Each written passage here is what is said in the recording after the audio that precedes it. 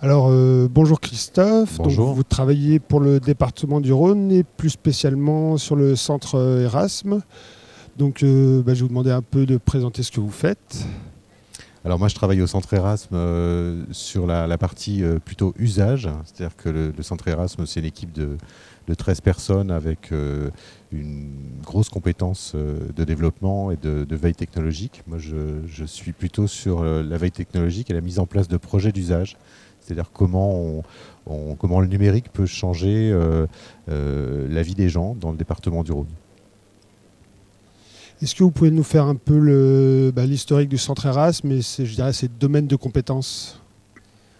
Alors, le centre Erasme, c'est un service du département du Rhône qui a été créé en 1997, qui a beaucoup travaillé sur l'infrastructure, c'est-à-dire que le département du Rhône aujourd'hui est entièrement équipé en fibre optique. Il a fallu accompagner cet équipement. Donc, le centre Erasme est un centre serveur, effectue le routage de l'ensemble des collectivités, c'est-à-dire des communes et des collèges du Rhône sur Internet.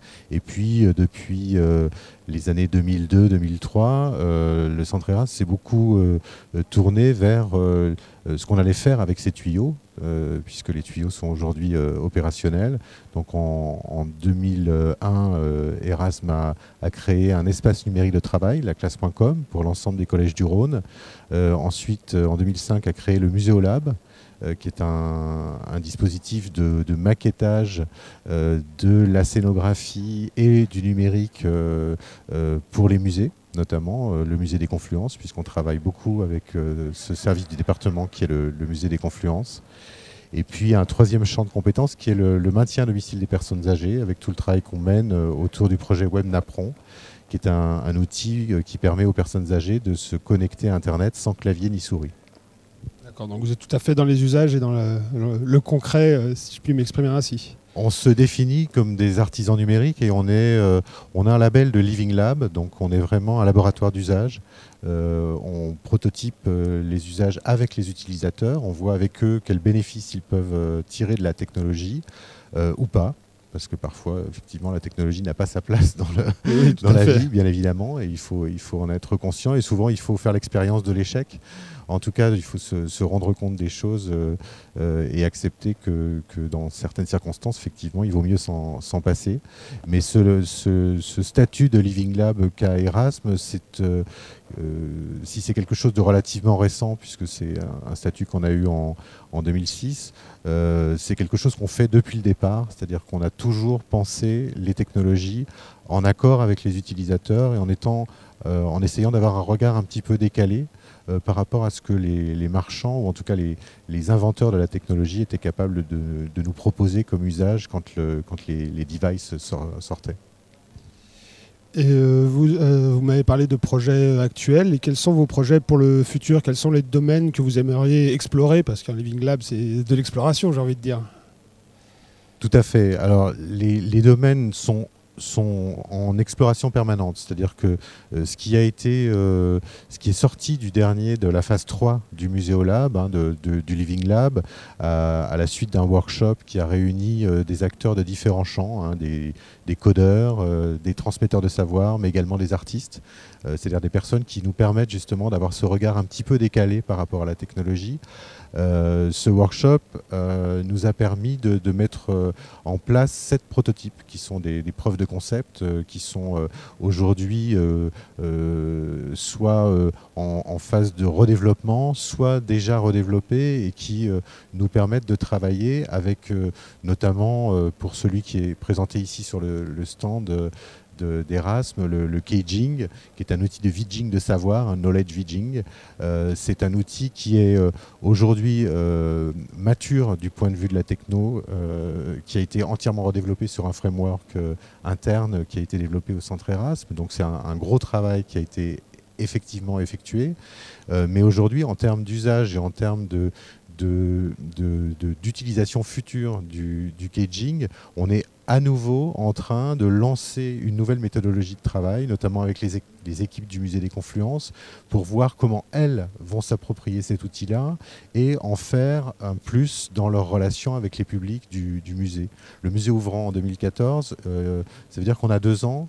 Donc vous parliez de perspective, effectivement, on a 2 ans pour mettre en perspective cet outil-là en vue de l'ouverture du musée. Donc ça, c'est une des pistes. Une autre piste, c'est peut-être celle du WebNapron, donc l'outil qu'on a développé pour les personnes âgées, qui aujourd'hui est en passe, dans le cadre d'un projet européen, un partenariat avec l'OPAC, d'être installé dans 60 foyers, et pour lequel on a mis en place des ateliers de co-création d'usage avec les personnes âgées. C'est-à-dire qu'on ne va pas voir les personnes âgées en leur proposant un outil, on va voir les personnes âgées en leur demandant comment elles voient l'avenir, comment elles voient la maison du futur, en termes de relations, notamment avec leur famille, avec leurs proches. Et on essaie d'amener la technologie pour les aider dans ce sens-là. Donc vous partez des usages et des besoins pour aller vers une technologie.